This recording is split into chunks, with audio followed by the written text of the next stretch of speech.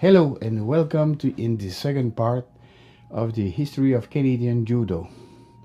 In the first video, we have covered the birth of our association, Judo Canada, and it's time now to have a glimpse on the first years.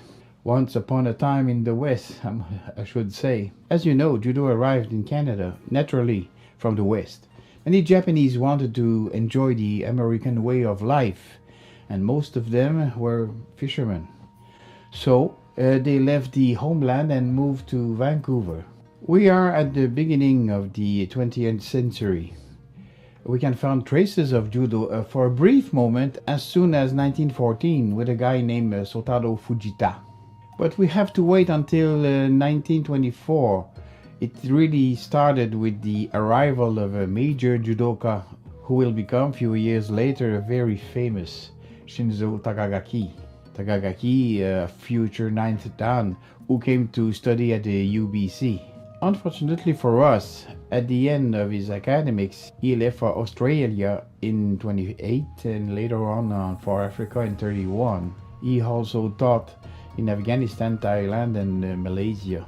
Did a lot of things. He also wrote a book in collaboration with Harold E. Sharp, The Techniques of Judo. Let's get back in BC.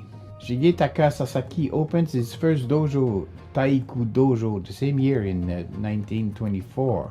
Sasaki came from Japan 2 years earlier with as an Nidan judoka. He was a teacher at the Yonago High School. Oh, before I forget, Katemaru Akiyama is the first who has begun judo as a white belt and obtained a shodan in Canada. We are in June 1925. He was a student of Takagaki. Just a bit later, Kano himself will sign his diploma on July 29. A second dojo will open under the supervision of Tomoaki Doi in 27. And soon we can count about 10 dojos in Vancouver's area. We can say that judo takes roots, for real. Some of those pioneers played big roles in the growth of Western judo. People like Kamino, who gave all his life to the development of judo, Doi. Many generations of great judoka will appear very soon in BC, Alberta and Manitoba, with the Demukai, Mitani, Sakai, Hirose, Senda, Oye, just to name a few of them. But there were also a lot of silent partners which allowed to have the critical mass to survive through the years when many dojos opened during the first 5 years. Most of those sensei of that time were born in Japan or Issei or Nisei, first generation to be born in Canada. And judo slowly takes place in 1930. The Japanese community rapidly forges links with the USA as soon as March the same year, 1930. Tournaments and championships were held in Seattle, in which tournament Sasaki won. But the first BC champion is Eiki Kawano in 39. But I have to say that Leishin says in his book that Frank Atashita, who was in BC at that time, won 2 years in a row and got his third title in 1940. They used the Kohakushiai formula, the same formula used at the Kodokan today, the red and white line. So it was without any weight or age category. Fighters were chosen by random. The first white meets the first red, the winner stays, and so on. At the same time, Sasaki was asked by the RCMP to teach their officers. That was simply a revelation for them. They were amazed by the teacher and his techniques. So, shortly after, BC RCMP's section asked Ottawa to replace wrestling and boxing by judo, and it was accepted. It was the first time that Caucasian could learn judo in Canada. What Sasaki didn't know at that time is that his relation with the RCMP will serve him in a dark future. Soon after, Sasaki left for Japan to study with Mifune Sensei at the Kodokan and obtained his sandan, which was very high grade in the early 30s.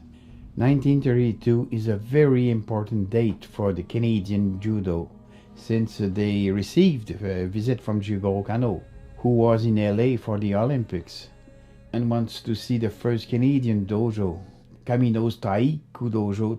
Kano will at the same time give three honorary black belts, Kagetsu, Kentaro Isobe, and Tomiyuki Sumi, who supports judo since the day one. In the old days, tournaments were not what we see today. Oh, it was between judoka from the Japanese community, à la bonne franquette, we say in French, in good frankness. It was more an excuse to gather when fishing season was over or not open yet. Let's get back to RCMP. It's mainly because RCMP officers wanted to become black belt that Caucasian had begun judo in Canada. We can find traces in 33 of RCMP members in tournaments.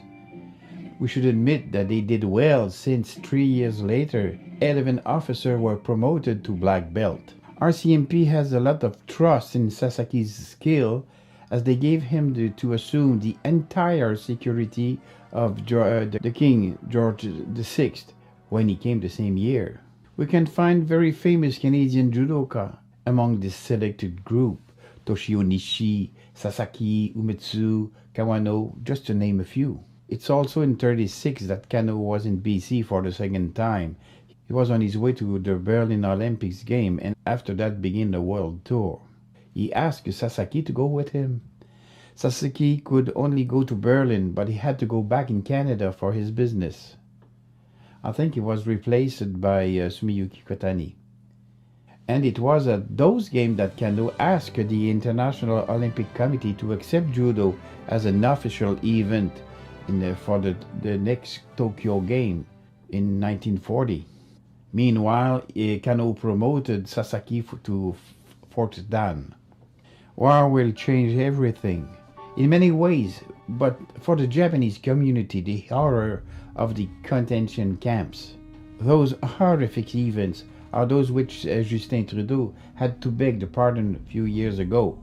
In February 42, all Japanese nationals even those who were born in Canada, were arrested after the attack of Pearl Harbor in December 41. The federal government decreed that no Japanese national have to be 100 miles away from the coast. 22,000 persons were simply expelled from their home and their businesses confiscated within 40 hours.